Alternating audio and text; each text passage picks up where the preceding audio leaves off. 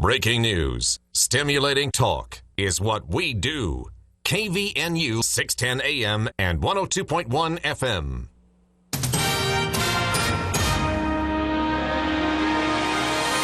KVNU News Time is 5:03. I'm Bill Walter with this news update brought to you by the Duck Hunter. Ryan Buxton spent Friday afternoon rolling up hoses and trying to put the grass back in his yard after last Thursday's storm. The small city of Corinne was hit with a large amount of rain, pumping water out of people's yards past midnight. He said the mayor, Shane Baton, said almost everybody that had a basement was affected, whether it be groundwater coming in or sewage coming back. A day after the rains ended, there was still standing water all over Corinne. The city got almost 4 inches of rain Thursday night. They utilized every resource they had, including manpower. They had their emergency services, all the equipment the city had, with citizens even donating equipment. Buxton helped his neighbors before dealing with his own home. The theme of this year is unprecedented. Buxton said, "I don't imagine it would happen like that again, but if it does, you grin and bear it and continue on." KVNU News Time is 5:04. KVNU weather for tonight. Partly cloudy skies, 30% chance of showers and storms in the overnight hours, low around 55. 30% chance of storms before noon on Tuesday. After that, mostly sunny, high temperature in the mid-70s. Sunny and mid-80s on Wednesday. It's 78 right now at KVNU. KVNU weather brought to you by the Duck Hunter. If your clothes dryer isn't drying, it might be the dryer vent. Don't buy new. Call the Duck Hunter, and they'll come clean it out for you. Call 435-770-4813. An Idaho law that bans interstate travel for abortion care to people under age 18 is facing legal challenges. Last week, a federal judge barred Attorney General Raul Labrador from enforcing part of the law that stops medical providers from referring patients across state lines for care. Another injunction was also filed to stop the law. Wendy Hyped is with Legal Voice, one of the organizations behind the injunction.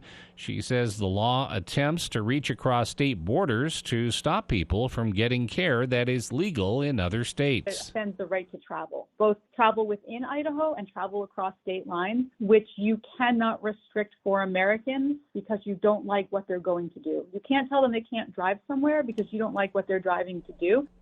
Hyped says this is unconstitutional. She also contends it violates the First Amendment and is too vague. Violators of the law currently face 2 to 5 years in prison. Hyped says the law causes the most harm to marginalized communities. I'm talking about people who are subjected to violence, people who are in unsafe homes, people who have to travel further and therefore will get care later in their pregnancies. And those people are further harmed by this law. Legal Voice's challenge to the law has received support from 20 attorneys general, led by Bob Ferguson in Washington, who filed a friend of the court brief in the case on Tuesday. And a massive fire broke out at an abandoned 3-story building near downtown Salt Lake City. The fire started around 10:30 last night near 300 South and 700 East. Division Chief Dan Walker said the Salt Lake Fire Department said crews had to start with an aerial attack first because of huge flames coming from the roof of the building. Once it was safe to do so, firefighters worked on the rest of the fire inside the structure. Walker said 45 firefighters were called in to the 2-alarm fire. It was out within 45 minutes, and there was no one inside, and no injuries were reported. Crews plan to remain on scene throughout the night to conduct their investigation and watch for hotspots. Officials said a power line above the building was damaged, but they did not believe it was the cause of the fire. KVNU News Time is 5:07. For more details on these and other stories, visit CacheValleyDaily.com. The land Landscaping season is now in full swing, and Canyon Landscaping is still booking for this season. For over 2 decades, Canyon Landscaping has been Cache Valley's leader of new and existing home landscaping projects. Spots are filling fast, so don't wait any longer for your outdoor living to become an extension of your home. To get your project going, request an appointment online at canyonlandscaping.com or call 752-3838. Let's get started on your yard. 752-3838. Canyon Landscaping. Look for the leaf. If you've ever passed by 485 North Main, you've likely noticed how well kept the property is. The grass is always green and the flower beds are always well kept and in bloom. What you see on the outside is exactly what you'll find inside. Care and attention to detail. Exactly what you want when you're dealing with one of your most important senses, your hearing. Dr. Daines' love and care for the community has always gone beyond the front steps at Cache Valley Hearing and Audiology. So if you're not hearing as well as you used to, stop in at 485 North Main in Logan or visit them online at cachehearing.com.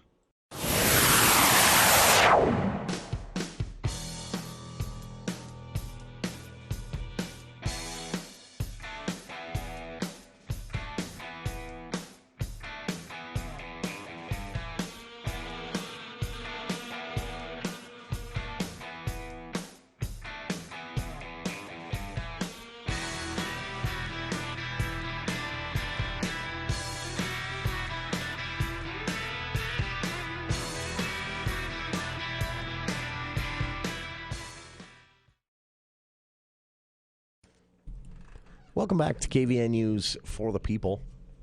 Again, State Treasurer Marlo Oaks.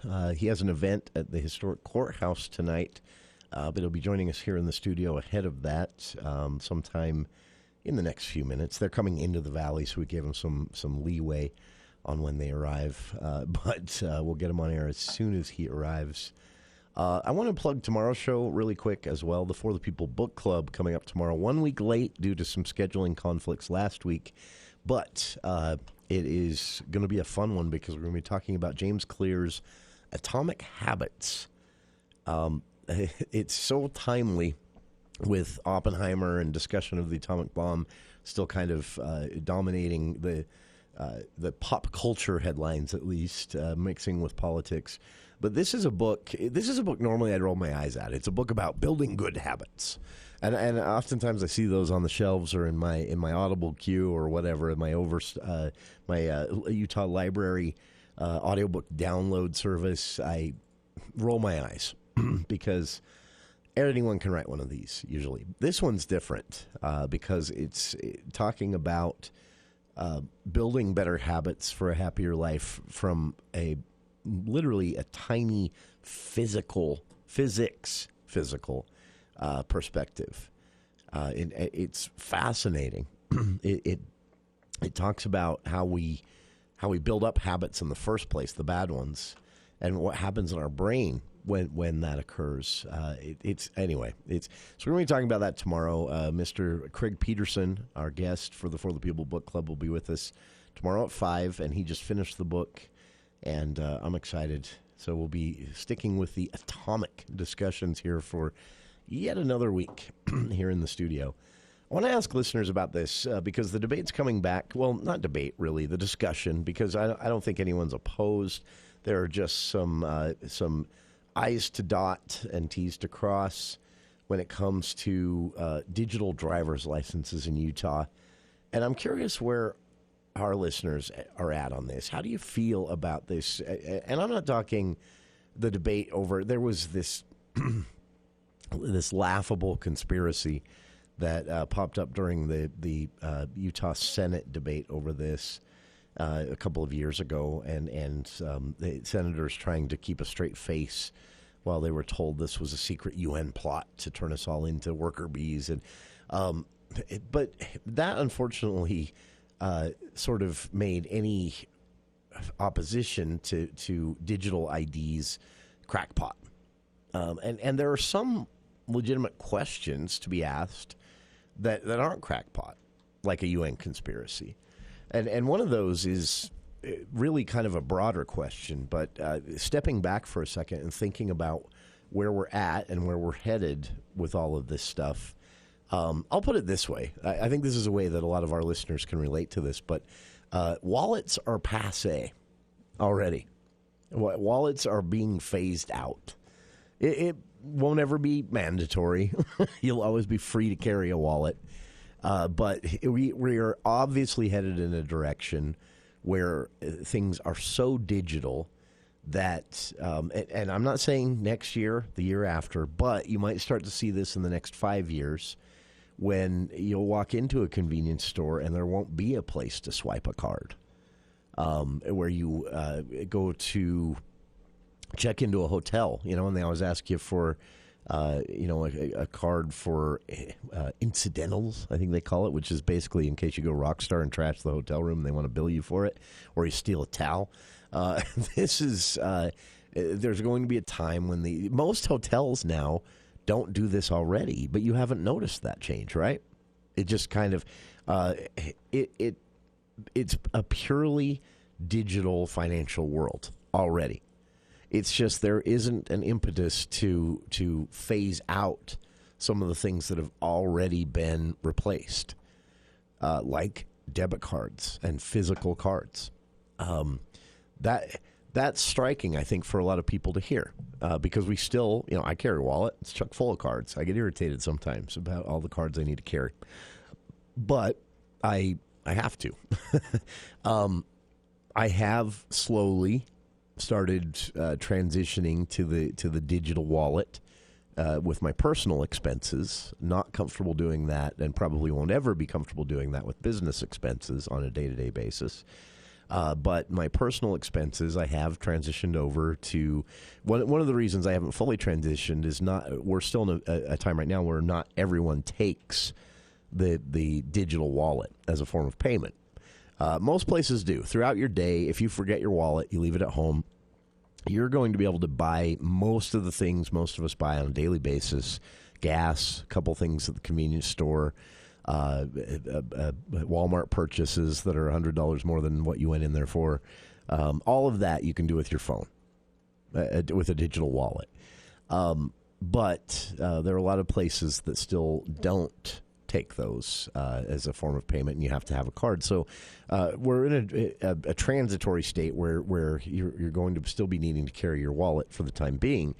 But again, within the next 5 years, I think you'll see this subtly start to change to where digital transactions, purely digital transactions, where there is no physical interaction whatsoever other than tapping your phone to a screen or holding it near an NFC device, the wallet is going to be phased out. And that's not the end of the world. So what? Maybe it's more convenient. Maybe it's not. But the reason I bring that up as an example when talking about digital driver's licenses is that's another reason many people carry a wallet. You got to have that license, that ID. If you're pulled over at a traffic stop, if you need to prove your age for any purchase, various reasons. But let's be honest, that driver's license doesn't come up on a daily basis, right? Think about it. When's the last time you pulled your driver's license out of your wallet?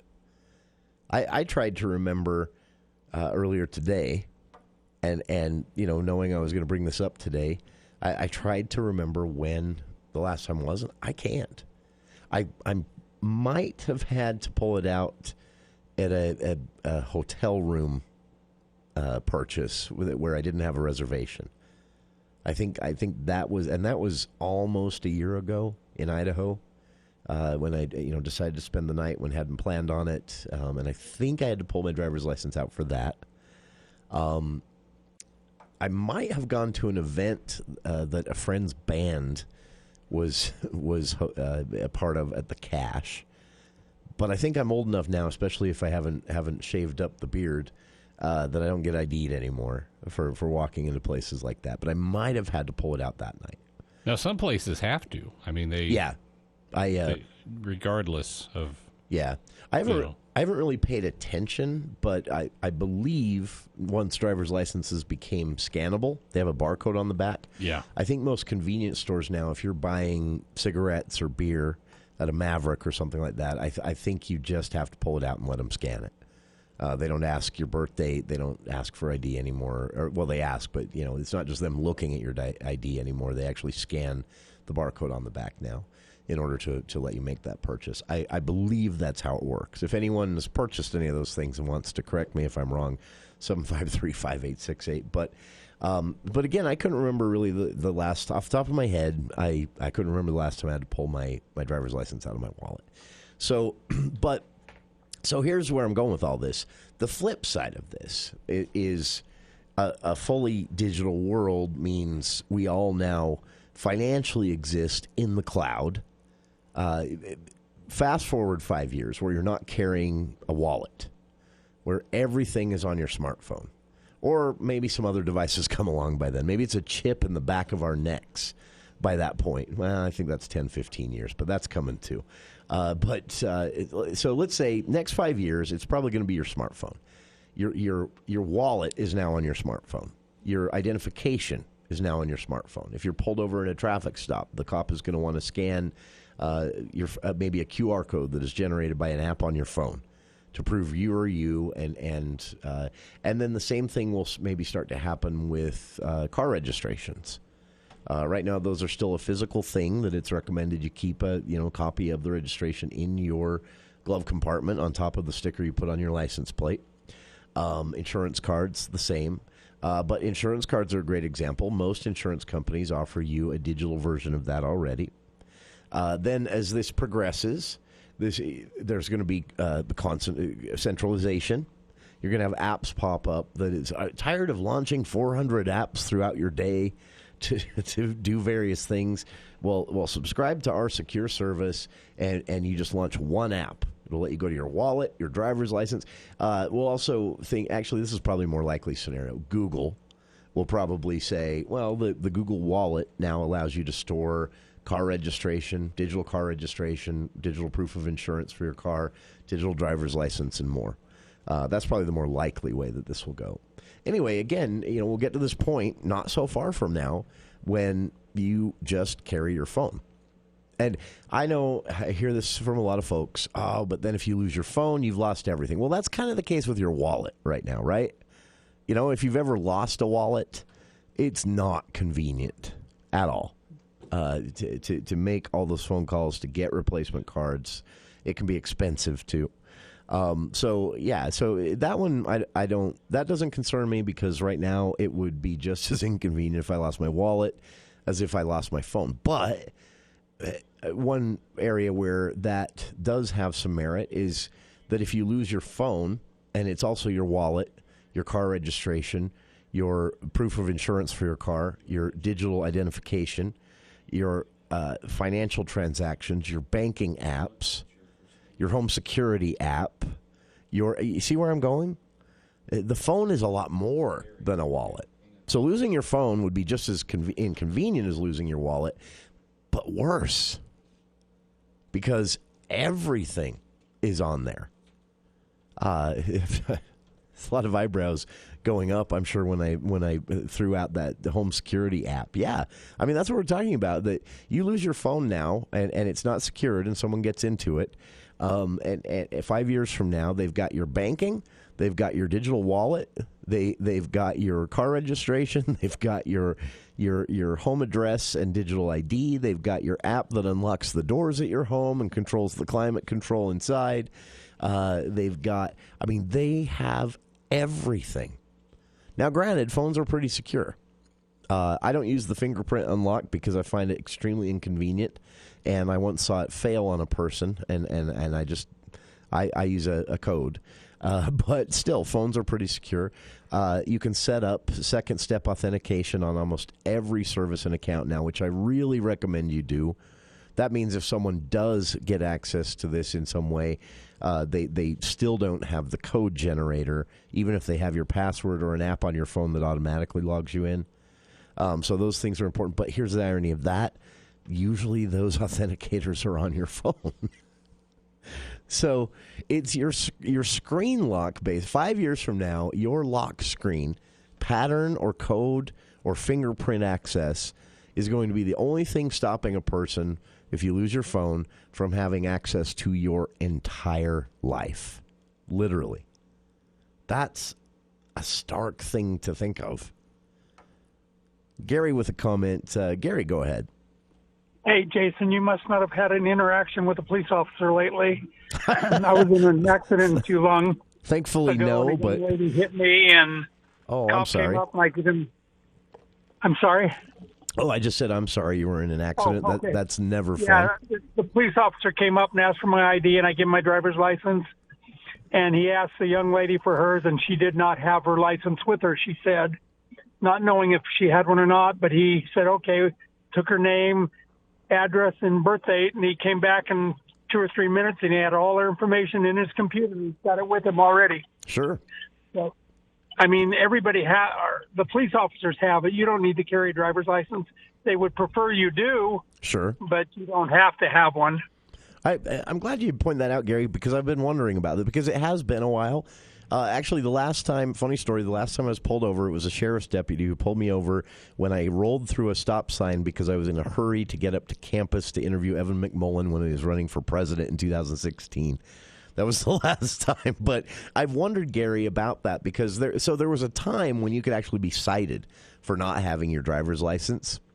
But I'd heard they don't do that anymore, and that made sense because they all have that satellite-connected laptop in their car, or hotspot-connected laptop in their car now. So that answers that question for me, right? You must be a lot younger than I am because do you remember what they call it when you run through a stop sign without slowing down or just slowly roll through a stop sign? I've always known it as a rolling stop. No, it's a Hollywood stop. That's what it's always been called. I grew up in California, and I live in Utah now, obviously, for a long time, but it was called a Hollywood stop. A Hollywood stop. I like that. All right, you have a good day. Gary, appreciate you taking the time to call, and thanks for helping me answer that question. I was curious about that. Others out there, if you'd like to join us, 753-5868. Just wondering how people feel about this. I'm predicting a future 5 years from now. Not a wild prediction. I'm pretty confident in this. I'm not going out on a limb. But 5 years from now, everything's going to be on your phone, literally. Your car registration, your driver's license, your proof of insurance, your wallet, your access to your home security system, your banking apps. Every single part of your life is going to be on one device, and only lock screen security protecting you from losing your entire identity. I'm ready for it personally, I think, but I'm curious if everyone else is. I thought about this today as I realized I forgot my wallet a couple of weeks ago, and I was just kind of thinking it really wasn't that inconvenient. I didn't need to go anywhere where my digital wallet wouldn't work. Where are you at? 753-5868. Again, State Treasurer Marlo Oaks joining us later on in the program after the news, but we'll be back. Could take a call or two right after this. This is Dr. Red, chiropractic physician with Red River Health and Wellness. Have you been suffering and you can't find any answers? I actually suffer from depression and anxiety. I also have had severe IBS problems. I actually had gone into a different doctor of mine because I thought maybe I was starting to go through menopause and had problems sleeping, and I wasn't resting well, and just everything felt wrong. Red River Health and Wellness can help. I am now back at work. It's easy. I get through things effortlessly at work, and it's been a life-changing for me. I'm sleeping better at night. I have full energy all day. I don't have those slumps where I need a nap. It's been amazing. It's been a good journey for me. Our goal is to teach you and educate you so you know how to manage your condition a lot more effectively, and you know what to do and what not to do for the rest of your life. Schedule your appointment today at 855-55-RIVER.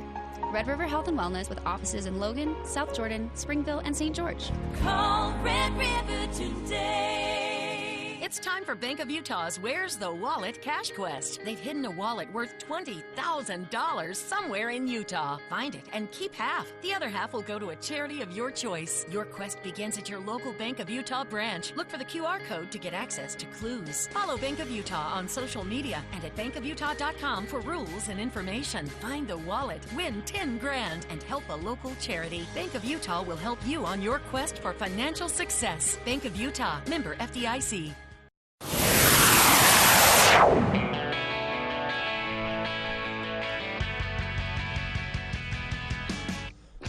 Welcome back to KVN News for the People. Another response from a listener here. Listener saying, for me, this wouldn't be any different than the world I'm already in now. And like you said, losing your wallet was always a bad thing. Losing your phone won't be any worse. I think it might be a little worse. I think there's more on your phone than on your wallet. But do we have a caller there, Bill? We maybe have time to squeeze one in before the news. I think it might be a little worse to lose your phone than your wallet. I'm talking 5 years from now, when it's everything. But yeah, for the most part, we've all had living in this world that way for a long time. You lose your wallet, someone's got access to a lot.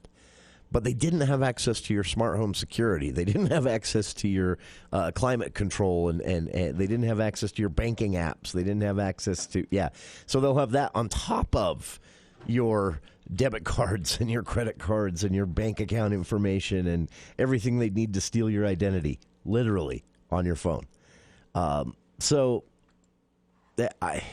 I'm just curious if people are mentally prepared for this. I realized I was thinking this over today. Bruce, your thoughts? Yes. Those of you who are LDS with temple recommends will be interested to know that they are, I guess, beta citing a couple of temples. Oh, really? Where you have the recommend on your phone. Oh, interesting. And people were concerned and saying, well, how can that be? If someone, in the past, that was not allowed. You couldn't take a picture of your recommend and scan it in. They wouldn't allow it. But what the recommend has is it's not the barcode, it's that other digital square thing with bunches of bits. Oh, the QR code. QR code. That's interesting. Yeah. That's interesting, Bruce, because what that means is that the security is increased enough that QR code is now safe enough, because you're right. Taking a photo or something like that was considered a big no-no because it was, someone could spoof it, basically. A QR code, you can't. That's interesting. You say this is being beta tested. To make it further secure, each time you use it, it generates a new one, a new code for the next time. How interesting. I didn't know that. So if somebody happened to take a picture of it and they tried to use it later, it wouldn't work, because whenever you it generates it generates a new code for you. Bruce, that is interesting. I didn't know that. I appreciate you calling and passing that along. And again, more evidence that we're headed in this direction. As Bruce has told us, a little beta test going on out there. Even Temple recommends now something you could carry on your phone with a secure, self-replicating QR code system that's similar to way credit card companies do it. That's interesting, Bruce. Yeah, I tell you, folks, 5 years from now, everything will be on your phone. And I know a lot of people that still don't have a lock screen password or pattern or fingerprint access or anything. Just a locked screen. You might want to look into that. And honestly, two-step security, any service that offers that for your login, set it up now. It will really save you a headache if you ever do lose your phone, your wallet, or anything. All right.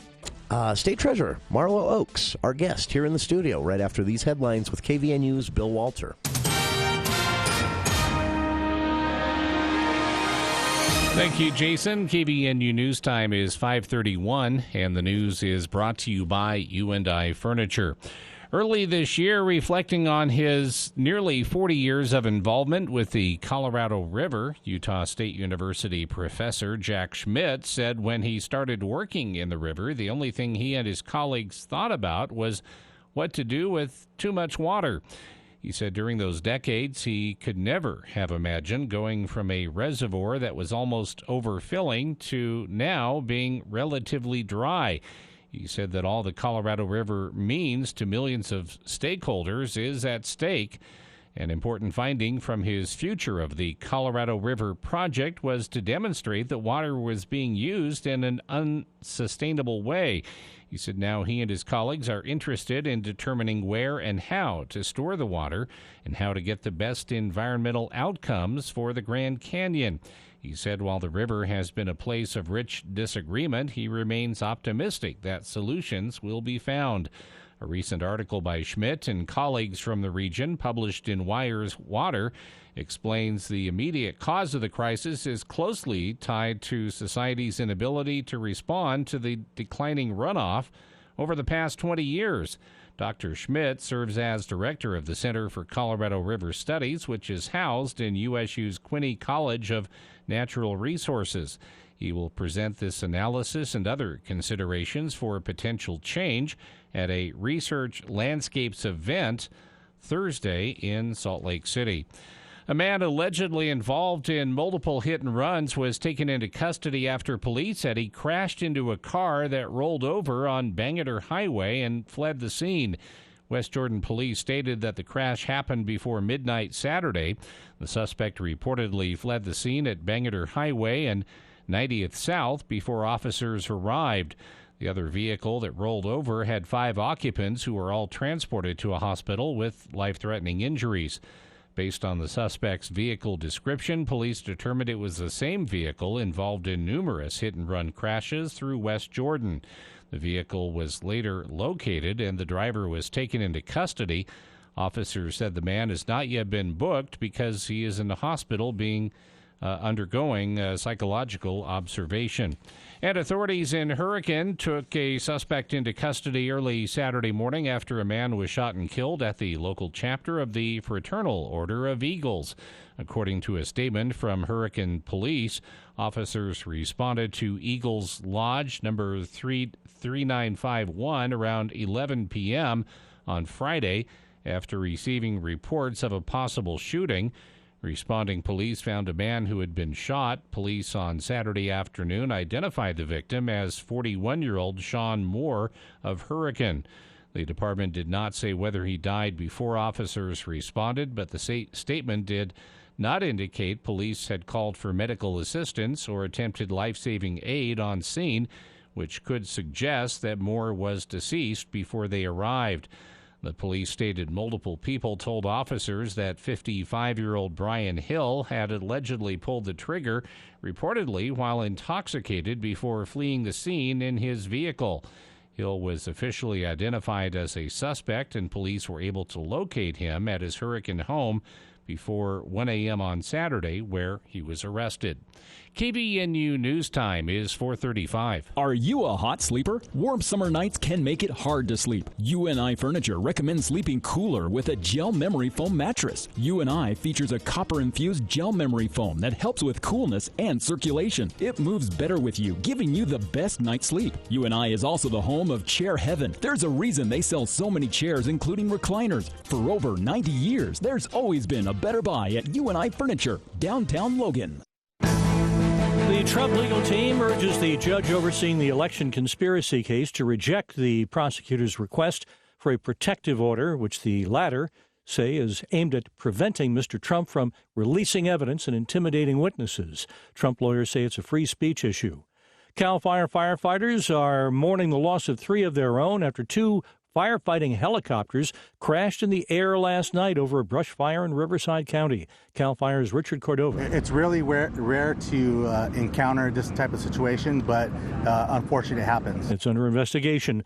Bad weather forcing air travel delays and cancellations over the weekend continue today, mainly in the east. The number of injured in one of the latest Russian missile attacks in Ukraine has increased to at least 57 people. The rocket killed a regional emergency services official. A woman's in critical condition after being bitten in the leg by what appears to have been a shark, cops say, off Queens, New York. Chuck Sievertson, ABC News.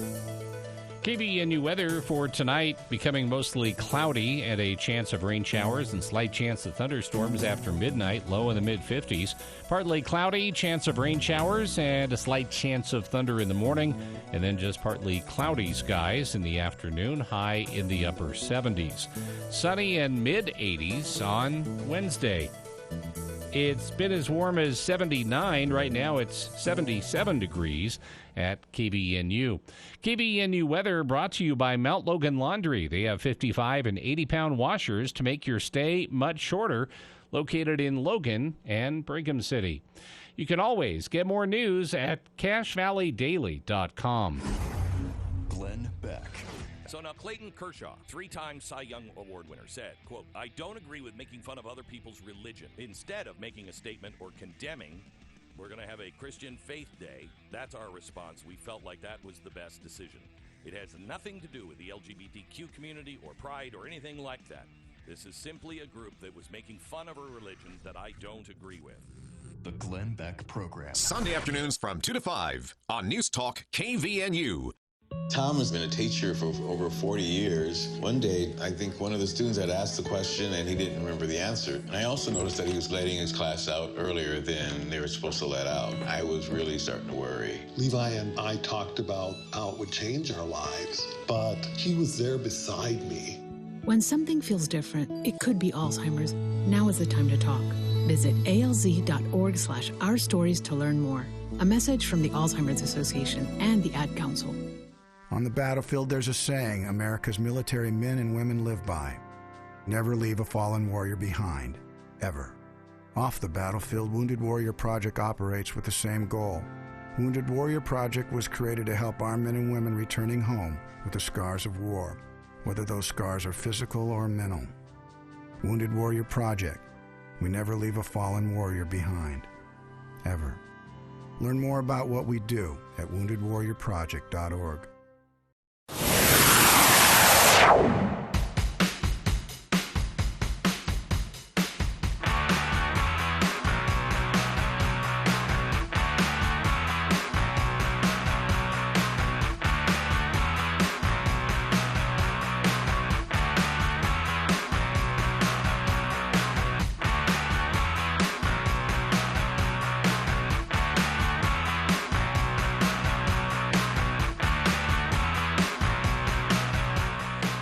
Welcome back to KVN News for the People. It is a pleasure to have here in the studio for the first time, our fault, not his, Utah State Treasurer Marlo Oaks joining us. And just a quick note on why he's in town. There is an educational event happening tonight at 6:30 at the Historic Courthouse in downtown Logan, right on the intersection of 2nd North and Main Street. You know where it is. And State Treasurer Marlo Oaks will be, this is a public event. You're welcome to show up. No tickets necessary, right? Dress code? I should ask at least. I'm kidding. There's never a dress code at the courthouse. Show up in whatever you've got on as long as it's decent. And you'll have a chance to learn from the State Treasurer on about something called ESG. This is Environmental, Social, and Governance rating, basically, something that has been done by investment ratings companies, providing, they say, more information to their clients so that they can choose where to put their money. Is that, how'd I do? Is that basically where they're coming from? That's what most people think of when they hear ESG. But the reality is it goes much deeper. Sure. And it's much more problematic than that. I've been following this closely. And well, the first thing I'll say is I took issue with this from the get-go because I didn't care for the state treasurer being on a campaign, it appeared. So I'm coming at it from that perspective, just to be bluntly honest. Sure. I don't like it. The certain elected positions shouldn't be out campaigning, in my old school opinion. But there are some legitimate questions around this, and few people really seem to understand it. Yeah, what it is. Well, no, and I appreciate the comment that you made about campaigning around this, because frankly, I got into this office viewing it as more of a technical role. Traditionally, the state treasurer is a position that people don't really think about. Most people don't know we have one. Exactly, they don't know that we have one, and they don't know necessarily what they do, right? Sure. What does the state treasurer do? So I'm not a politician. That's not. I don't enjoy politics per se, right? I got into it more because of the technical aspects of the job. That is, and so you said, this could be a negative impact on Utah as a state. Mm-hmm. Right. Not just now. The political argument that is out there on Facebook and everywhere is that this will be negative for investors, for businesses, things like that. You're saying for the state of Utah. Yeah, I mean, there's definitely a state of Utah element, but it goes beyond just Utah. It's basically anybody who wants to access money in the capital markets could be impacted by this going forward. And the state, of course, is a very important borrower in the capital markets, and so we could be impacted by this, and that's why I'm very concerned about where this goes, because it really changes our market-based system and our constitutional form of government. It changes how we deal with differences in society. Basically, you're taking political issues out of the political system and putting it into the business system, into the economic system, into our capital markets. That's the problem. You're taking the fences down that are around the political apparatus and allowing business to mix with politics, and it's harmful for all of us. None of us want to go to work at a place that's been politicized. Sure. Right? I mean, except me in the afternoons. right. For 2 hours. Unless that's part of the job, right? Yeah, for 2 hours a day, I willingly step in. Allow me to play devil's advocate a bit here, because this is tough. I don't want to spoil your presentation. I have so many questions myself, but I want to spoil your presentation tonight because, again, you're encouraging people to come out with their own questions tonight, and it's I assume kind of a loose format. You'll speak a bit, but then they'll have opportunity for people to ask questions. And a reminder, that is at 6:30 tonight at the Historic Courthouse. This is a free event, so get out there if you can. Trying to do this again without spoiling anything or getting to all of the questions, which of course we wouldn't have time for anyway, but devil's advocate here.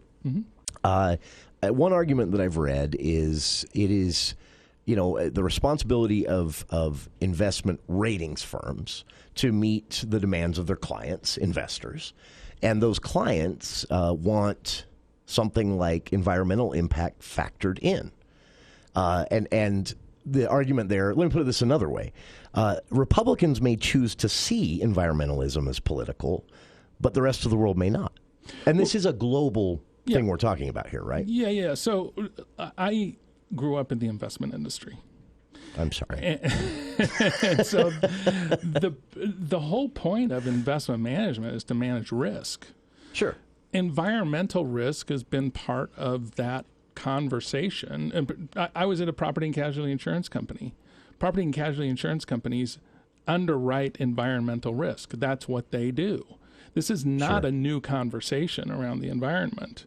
So what I said regarding rating agencies is if there's an environmental issue, put it in the rating agency. Don't carve it out as a separate ESG score, because it's always been part of the credit rating if it is a financially material risk. These are not new risks that we're talking about. No, not at all. So I have no problem. But there is a newness, I think, to investors being on this bandwagon. No, I wouldn't say that. I would say there is a newness to the elevation of ESG as an issue globally.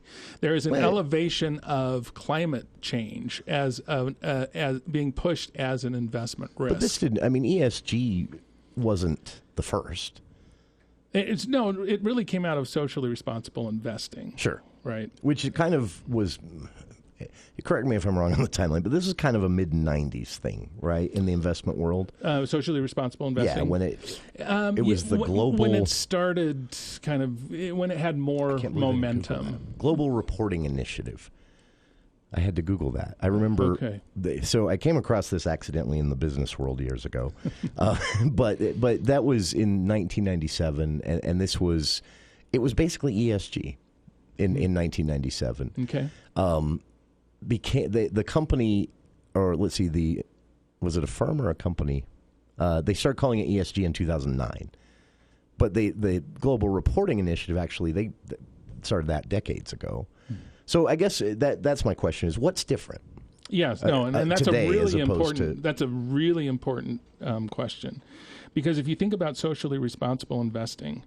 Socially responsible investing goes back centuries. It really was religious organizations primarily that said we have certain values that we want reflected in our portfolios. We don't want to participate, for example, in the slave trade early on in this country. That was one issue.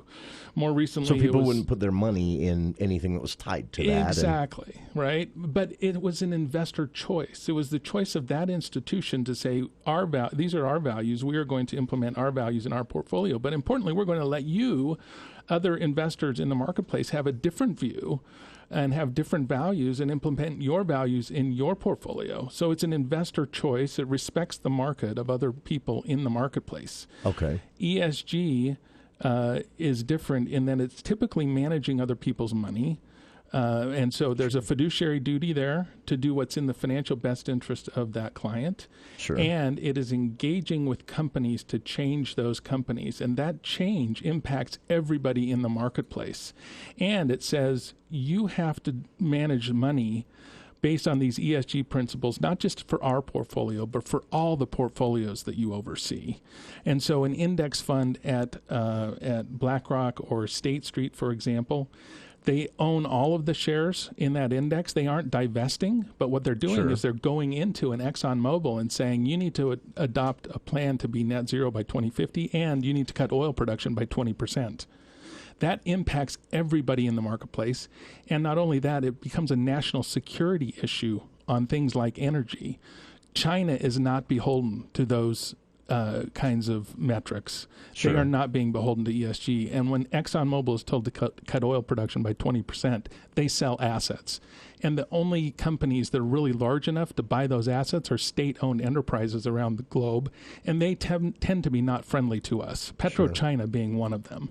And so we end up undermining our economy, and it benefits China. How does that happen? How does ESG and a credit rating company force that on investors? Yeah, so it's more it really starts at the asset owner level. The asset owner being the pension systems or the sovereign wealth funds. And this is really originating in Europe primarily. And so they're going into the investment managers like a BlackRock, like a State Street, and saying, you need to adopt ESG in your practices. And what that means is not just managing money for ESG for us, but you have to use all of the assets that you oversee to push ESG. And then the investment managers go into the companies that they own. They have these stewardship groups. Yeah. Stewardship groups actively engage with the companies and change those companies. That's what people don't see. They don't see the coercive element of this. They don't see the engagement that's happening. And they don't realize that these are not ESG titled funds. These are index funds. These are passive monies that are being used to force a political agenda on these companies. I keep going back to, again, though, is it a political agenda?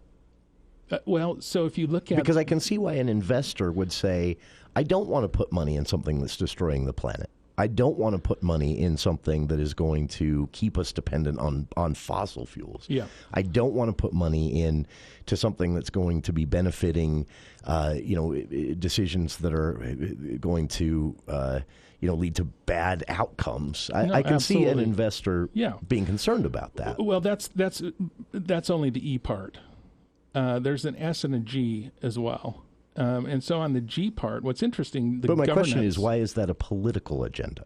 The E part. The E that part... seems maybe like for a lot of investors, trying to put myself in their mindset, seems like responsible investing. Well, so if you look at an oil company, right, traditional capitalism says that the shareholders have supremacy because they are the last ones to get paid. Literally, right? Literally, right? I mean, that company goes out of business. The shareholders get nothing. Yeah. But the bondholders get something. The customers have gotten what they need. The employees, et cetera. So there's been this protection of the shareholder. So when a company like BlackRock goes in and says cut oil production by 20%, that is a political agenda that did not go through Congress. Basically, the Green New Deal saying we need to be net zero by 2050. because that's a political agenda, that should be running through Congress, and Congress should be saying, we as a country are going to adopt net zero. The problem is when it jumps out of the political into the financial and impacts everybody in the marketplace in the same way. That's the problem. And if you look at the social and the governance part, you really see the politics there. But no, I don't disagree that there aren't. I just have a hard time seeing this as anything different that has ever happened. And that leads me to say, this is just the latest boogeyman acronym. So, which seems to have been a trend lately, you have to admit, right? 6:30 at the courthouse, Jason. No, the opportunity exists right now. I am the biggest skeptic on this. I will be honest. I'll say this: no one should blindly trust the financial investment world. Ever. Right. Right? Because I just slapped his laptop with my emphatic hand movements. No one should. And that's why I appreciate you going out and starting a dialogue and getting people thinking and talking.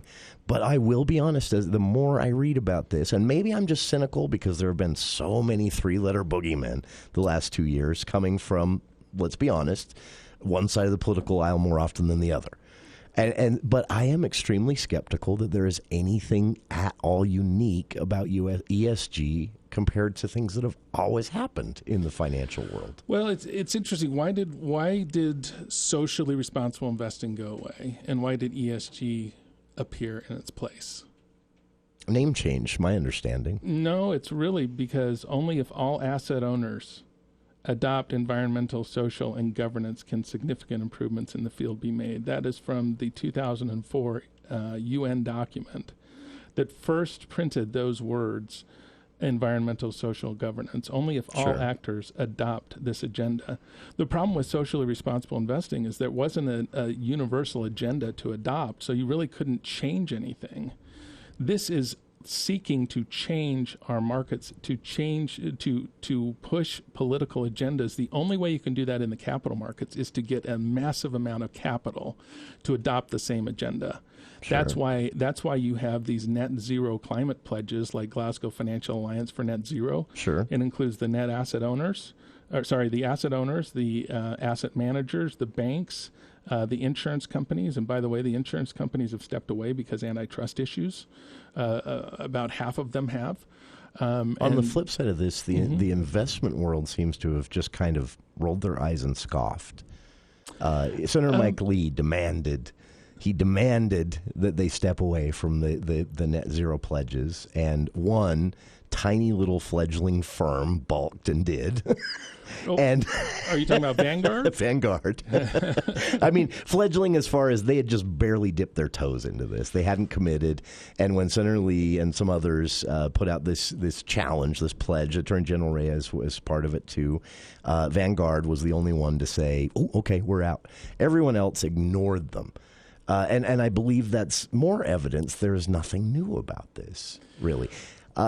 That's where I remain unconvinced. Yeah, well, and I'm open to being convinced, though, because this is a world that's new to me. I'll be honest. I think all of us have a healthy distrust of the financial sector and agendas that might exist there.